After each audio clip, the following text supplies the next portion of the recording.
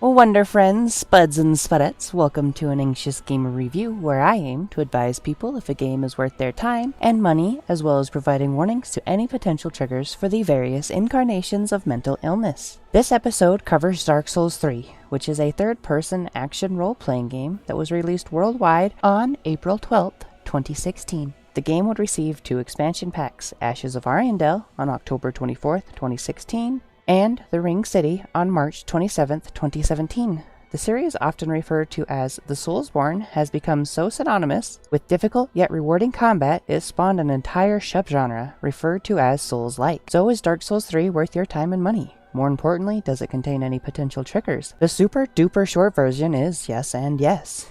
There is no happiness to be found in the game world. You traverse a land that is on the brink of fading out entirely. Meeting people is few and far between.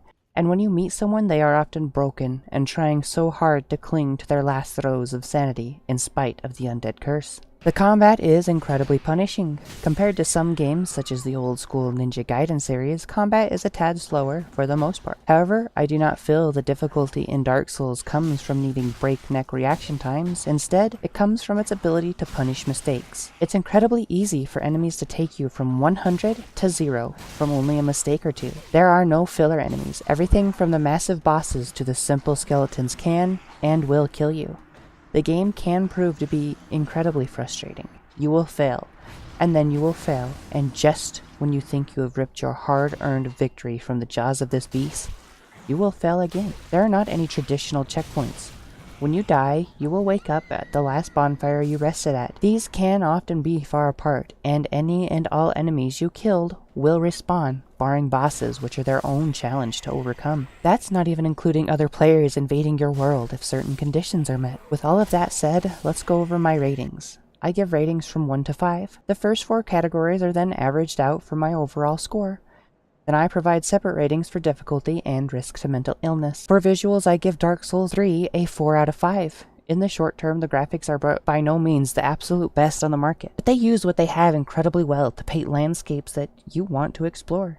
Audio is also getting a 4 out of 5. The audio does a good job of setting the mood. On the opposite side of the spectrum, there isn't anything of note to really complain about. Gameplay is getting a 5 out of 5. This is where the game truly shines. The game is just as rewarding as it is difficult. When you overcome a challenge, you feel good. There are a huge amount of weapons, armors, magic, and items to play around with. All of this lends to countless builds you can play around with. Combine this with a very high level cap and New Game Plus means a lot of replayability for anyone who finds themselves in love with the game. Story and characters get a 5 out of 5. This is a bit of a weird rating to give as the story is not spelled out. If you want to figure out what exactly has transpired in the world, you will have to dig for it. There isn't a ton of dialogue from the characters and cutscenes are very minimal. Even rarer cutscenes that contain any dialogue from the characters. After the opening cutscene, the only way to figure out the story is to truly look at the world. Read item descriptions and do your best to piece it together. Yet, despite that, when you do figure out the story behind a character, it's hard not to feel some kind of emotion towards them. Overall, Dark Souls 3 gets a 4.5 out of 5.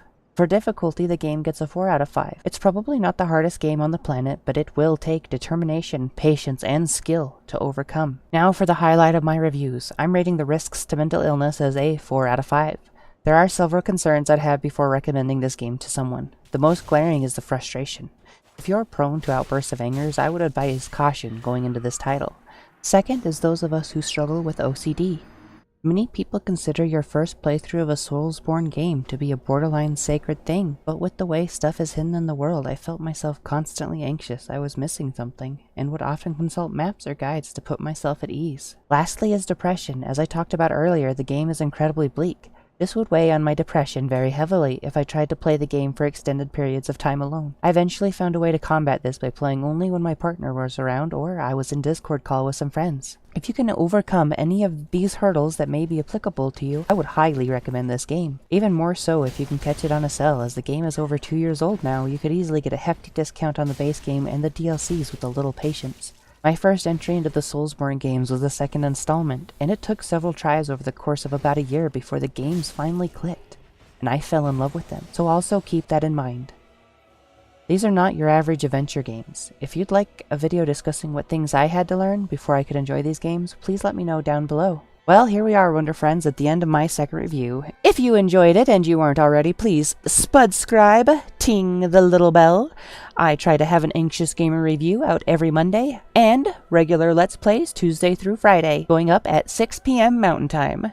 If you have a game you'd like me to look at, please let me know down in the comments below and give me a thumbs up or a thumbs down. I'll see you guys in the next one.